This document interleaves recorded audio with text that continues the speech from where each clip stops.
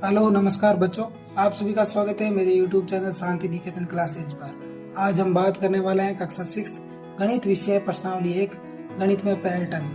ये इस प्रश्नावली का 5वां भाग है बच्चों, जिसमें हम बात करने वाले हैं आपकी बुक के पेज संख्या 11 के प्रश्नों को हल करेंगे। तो चलिए शुरू करते हैं प्रश्न संख्या 1। तो चलिए शुरू करते हैं प्रश्न संख्या 1। क्या आप सारणी 3 के प्रत्येक अनुक्रम में पैटर्न की पहचान कर सकते हैं?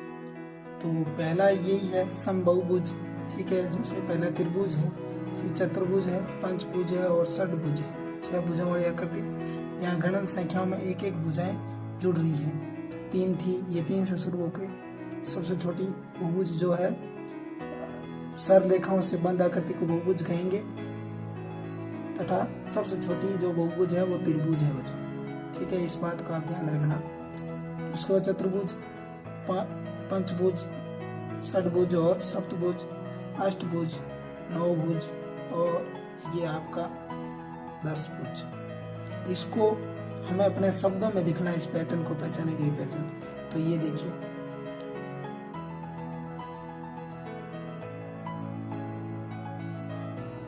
बहुभुज सर रेखाओं से बंद आकृति को बहुभुज कहते हैं। सबसे छोटा बहुभुज त्रिभुज है। यहाँ बहुभुजों में संख्याओं बहुभुज में भुजाओं की संख्या 3, 4, 6, 7 गणन संख्या के रूप में प्राप्त है।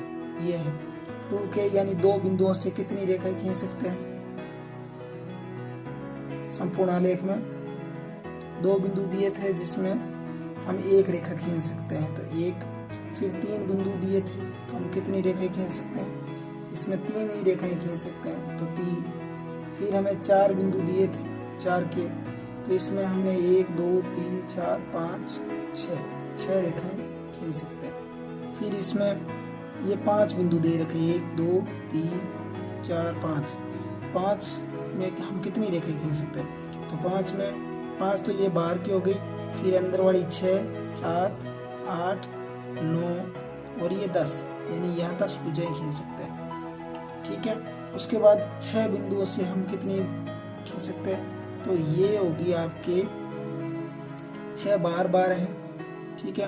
उसके बाद 3 बिंदुओं की ये आपकी 3 और ये 3 और ये 3, क्योंकि बाकी इसके सामने वाले बिंदु, ये इसके सामने वाले तो 3 है, ये इसके सामने तो 3 भुजाएं, ये इसके सामने, तो हम इन 3 बिंदुओं की गिन लेंगे 9 भुजाएं। 9 और 6 15। तो आप इन संख्याओं को ध्यान से देखें, ये कैसी एक त्रिभुजाकार संख्या है। तो इसको हमने अपने शब्दों में कैसे लिखा है? प्रत्येक बिंदुओं को अन्य बिंदुओं से जोड़ने पर प्राप्त रेखाखंडों की जो संख्या है ना, वो त्रिभुजाकार संख्या का पैटर्न बनाता है।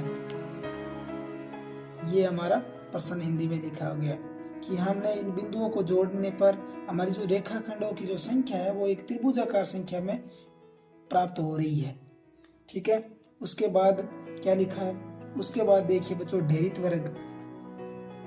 ये आपके ढेरित वर्ग, पहले 1, फिर इसके साथ एक लेयर और जुड़ गई तो 4, फिर इसके साथ एक लेयर और जुड़ गई तो 9, फिर इसके साथ, यानी यहाँ वर्ग जो है, यहाँ 1 वर्ग है, यहाँ 4 वर्ग है, यहाँ 9 वर्ग है, यहाँ 16 वर्ग है और यहाँ 25 वर्ग है, ठीक है। तो ये जो वर्ग है ये हमें वर्ग संख्या में प्राप्त है। क्या है? वर्गों की जो चित्र है वो हमें वर्ग संख्याएं के पैटर्न में दर्शाते हैं। तो इनको मैंने हिंदी में लिख रखा है। ढेरित वर्ग में वर्गों की कुल संख्या एक वर्ग संख्या का पैटर्न बनाती है, ठीक है। उसके बाद देखिए बच्चों, क्या है? ढेरित त्रिभुज। इसमें आप ध्यान से देखें बच्चों, यहाँ एक त्रिभुज है, फिर यहाँ एक त्रिभुज और यहाँ 3 त्रिभुज, यानी ये टोटल 4 त्रिभुज हो गए। तो ये 1 है, ये 4 है, यहाँ पर एक त्रिभुज है, यहाँ पर 3 त्रिभुज है और यहाँ कितने? 5 त्रिभुज है। तो ये टोटल कितने हो गए? आपके 9 हो गए। यहाँ पर आपका एक त्रिभुज है, ये 3 त्रिभुज है, ये आपके 5 त्रिभुज है और ये आपके 7 त्रिभुज है। तो ये टोटल आपके 16 हो गए, ठीक है। तो यहाँ आप एक देखेंगे कि एक पैटर्न है कि विषम संख्याओं में ये त्रिभुजों की संख्या बढ़ रही है।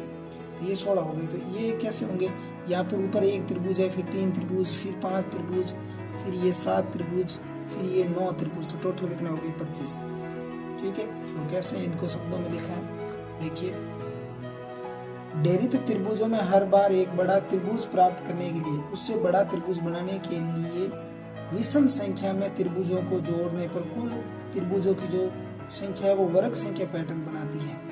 ठीक है, अब एक बड़े त्रिभुज को प्राप्त करने के लिए हम उसमें विषम संख्या में त्रिभुजों को जोड़ेंगे। उसके बाद हिमखंड, इससे समझो बच्चों क्या है ये, पहले हमें 3 भुजाएं दे रखी थी, फिर इन 3 भुजाओं से हमें 3 और कोण निकाल दिए। ठीक है, तो ये टोटल कितनी हो गई, 1 2 3 4 5 6 7 8 9 10 11 और 12, 3 से ये 12 आ गए। फिर यहाँ देखिए बच्चों 3 यानी इनमें और छोटी की गई है, हर रेखा में एक त्रिभुज बनाया गया। ऐसे यहाँ त्रिभुज बना दिया, एक यहाँ त्रिभुज बना दिया, एक यहाँ त्रिभुज बना दिया, एक यहाँ त्रिभुज बना दिया, एक यहाँ त्रिभुज बना दिया, एक ऐसे। तो यहाँ जब ये रेखाओं की संख्या होगी तो वो 48 होगी। ठीक है ना, तो हिमखंड में हर एक रेखा को बीच में से तोड़ के एक त्रिभुज निकाल दिया जाता है। तो अब 12 त्रिभुजों को तोड़ के एक नए त्रिभुज बनाएंगे तो 48 त्रिभुज होंगे। तो पहले आकृति से अगली आकृति में जो भुजाओं की संख्या है वो 4 गुना बढ़ जाती है। यहाँ पर 3 थी ना, वो 12 हो गई, 12 से 48 हो गई, 48 से अभी 192 हो जाएगी। अब 192 से आगे 4 गुना और बढ़ जाएगी। तो इसे अपन ने कैसे लिखा है, तो ये देखिए कोच हिमकरण में हर अगली आकृति की भुजाएं 4 गुनी बढ़ती है, 3 से 12, 12 से 48, 192। प्रश्न संख्या 2 बच्चों, सारणी 3 में प्रत्येक अनुक्रम को अपनी नोटबुक में पुनः बनाने का प्रयास कीजिए। क्या आप प्रत्येक अनुक्रम में अगले आकार को खींच सकते हैं, क्यों और क्यों नहीं। प्रत्येक अनुक्रम के बाद अपने शब्दों में उस नियम या पैटर्न की व्याख्या कीजिए जिसके अनुसार उस अनुक्रम में आकार बन रहे हैं। तो पहला आपके ये बहुभुज है जिसमें पहले त्रिभुज, फिर चतुर्भुज, पंचभुज, षटभुज और ये आपका सप्तभुज और अष्टभुज, नवभुज और दशभुज। यानी यहाँ सबसे जो छोटा बहुभुज है वो त्रिभुज है। ठीक है, इसमें एक एक भुजाओं की संख्या हर अगले चित्र में बढ़ रही है, एक भुजा की संख्या। तो इसके बाद वाला जो होगा वो एकादश बहुभुज होगा। तो उसको मैंने उसके लिए 11 बिंदु बना रखे हैं और मैं उनको मिला दूंगा तो मेरा एकादश बहुभुज बन जाएगा। तो देखिए ये 11 बिंदु है। जैसे ये 1, फिर ये 2, फिर ये 3, ये 4, ये 5, 6, 7, 8, 9, 10 और 11। एक बात और बच्चों, कभी भी समबहुभुज है ना, 11 रेखाओं से समबहुभुज नहीं बन सकता। हाँ, बहुभुज बन सकता है लेकिन समबहुभुज नहीं बन सकता। उसके बाद दूसरा जो पैटर्न था वो हमारे बिंदुओं का था। अगर हम 2 बिंदुओं को जोड़े तो हमें कितनी रेखाएं मिलेगी।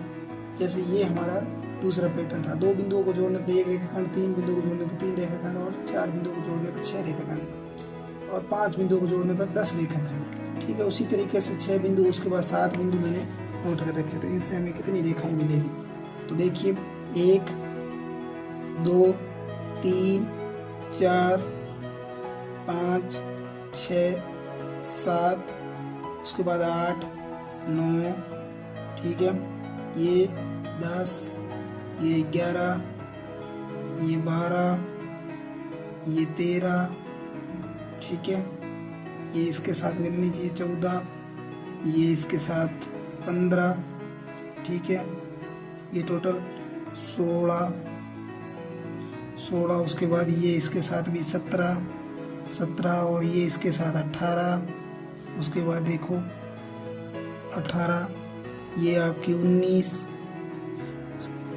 ये देखिए 20, उसके बाद ये आपकी 21। तो ये टोटल 21 इसमें बनेगी। तो नेक्स्ट, तो इसके बाद देखिए हम इस वर्गों की आकृति बनाएंगे। यहाँ 1 है, यहाँ 4 है, 9 है, 16, 25, तो हम 36 की वर्गों की आकृति बनाएंगे। और इसी के साथ हम ये बता देते कि यहाँ आपके देखो विषम संख्या 9 तक है, तो हम 11 विषम संख्या तक ये टोटल हम बनाएंगे। ठीक है। उसी के साथ एक बात और ध्यान रखनी है आपको, ये पहली लाइन, ये दूसरी लाइन, ये तीसरी लाइन, ये चौथी लाइन और ये पांचवी लाइन। अब जो वर्ग बनेगा वो 6 लाइनों से बनेगा। ठीक है। तो हम जो बनाएंगे ना उसमें आपके 6 होगी। ठीक है। इसमें भी ये 5 है, देखो 1 2 3 4 और 5। ठीक है। इसमें ये 5 5 क्या है, हम जो बनाएंगे उसमें आपके 6 आकृतियां, सॉरी 6 लाइनें होगी। तो चलिए बनाते हैं। तो ये आप देख सकते हैं, ये 36 वर्ग अगली जो चित्र है, और ये आपका जो त्रिभुज है वो। तो ये देख सकते हैं आप, इधर से भी 1 2 3 4 5 और छठी लाइन है, इधर से भी 1 2 3 4 5 6 लाइन है, इधर से भी 1 2 3 4 5 6 लाइन। तो धन्यवाद बच्चों, मिलते हैं एक नेक्स्ट वीडियो में।